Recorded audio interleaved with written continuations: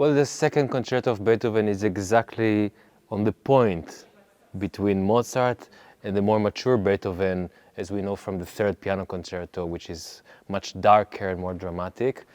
And immediately on the first note, you think, Mozart, Haydn. But there are a lot of the typical Beethovenian moments, like the sforzati and the crescendi, which are preceded by subito piano and so on. The big changes, in other words, changes, contrasts in the music, which are very Beethovenian, but still in the spirit of Mozart, in the style that was heard in Vienna and around Europe at the time. But it's just before the big change in his style, which just happens very few years afterwards. Of course, it's a soloist. In the piano concerto, it's the soloist that has to really be the decisive character, with the decisive element. What are the tempi that we're taking, phrasing, style, and so on. And then we should all find the right way for it to work together. So, of course, as a pianist, I have maybe sometimes more inner knowledge about the piece from the piano perspective, from the pianist's perspective, both technical and psychological. I know how it feels to play certain passages. I understand the timing of the piano and so on. I like to believe, at least, that I'm a very spontaneous musician.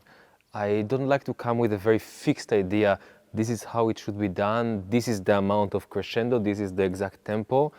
But I want to hear what happens in every hall, every instrument, every orchestra has a different attitude, different approach, different sound. And so if you just decide everything exactly, this is how I'm going to do it, actually you're going to lose a lot of things on the way.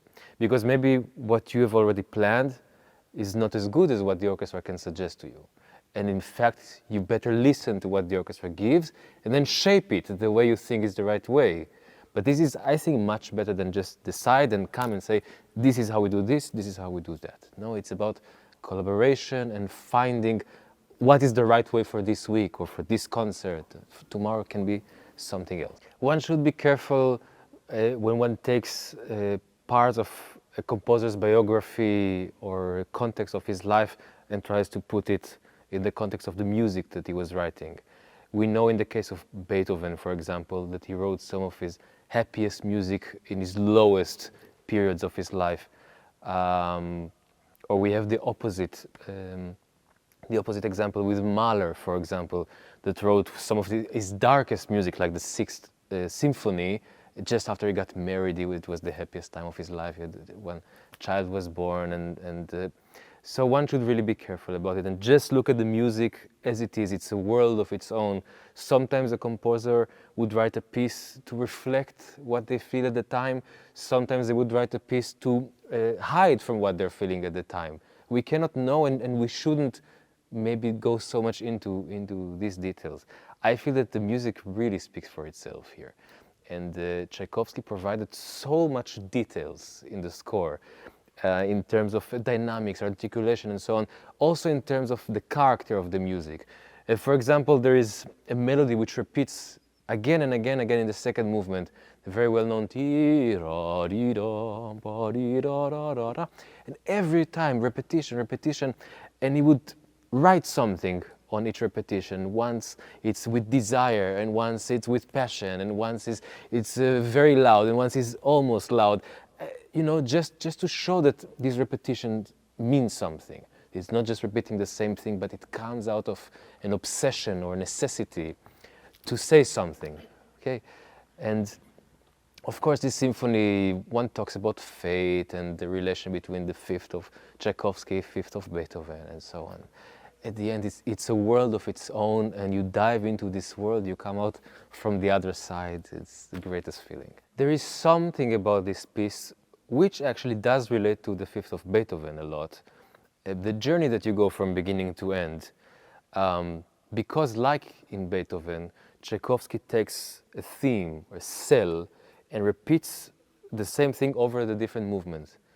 And you see how this is changing and transforming and going from a very dark statement at the beginning, a very melancholic, dark, heavy, changing through the second movement, third movement in a more playful context, more dancing context, and finally in the last movement into a victory, the feeling of really overcoming this darkness of the beginning.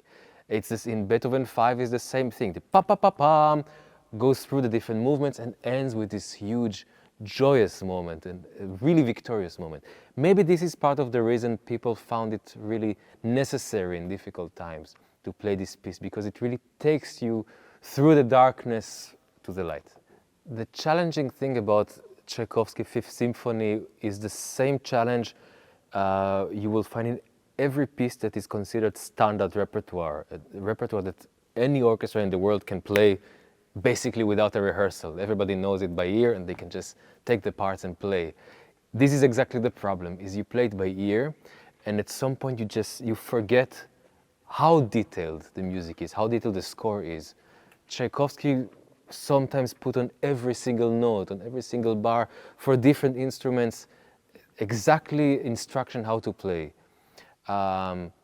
To make a crescendo diminuendo and then reduce a little bit. And he really instructs you, like if you build a closet from IKEA, you have the exact, hopefully the exact instructions.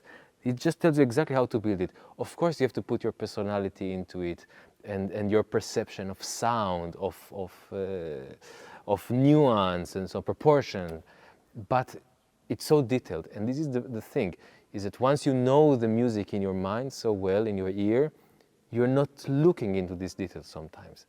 And for me, the piece really comes to life when you look at it very, very clearly. You're being very precise about the instructions, and from the precision, you find your freedom. Not the opposite. Because if you feel, I know it, let's just play, let's just enjoy and have fun, you will miss a lot.